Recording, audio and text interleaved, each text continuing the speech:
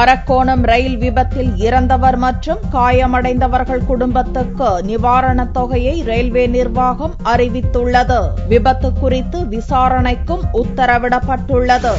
அரக்கோணத்தில் Muzaffarpur Yesvantpur express ரயில் தடம் புரண்டு விபத்துக்குள்ளான இடத்தை ரயில்வே இணையமைச்சர் சூரிய பிரகாஷ் ரெட்டி பார்வையிட்டார். முன்னதாக சென்னை விமான நிலையத்தில் பேட்டியளித்த சூரிய பிரகாஷ் ரெட்டி விபத்தில் உயிரிழந்த பயணி குடும்பத்துக்கு 2 லட்சம் ரூபாய் நிவாரணமும், படுகாயமடைந்தவர்களுக்கு தலா 50,000 ரூபாயும், லேசான காயமடைந்தவர்களுக்கு 10,000 ரூபாயும் வழங்கப்படும் என்று அறிவித்தார். 2 lakhs for the death persons. 50,000 for the grievous injury. For severely injured, 50,000. 50,000. for lightly injured, 10,000. ரயில் தடம் புரண்டதற்கு தண்டவாளத்தில் ஏற்பட்ட விரிசல் காரணமா அல்லது சதிவேலை காரணமா என்பது குறித்து விசாரணை நடத்தவும் ரயில்வே துறை உத்தரவிட்டுள்ளது.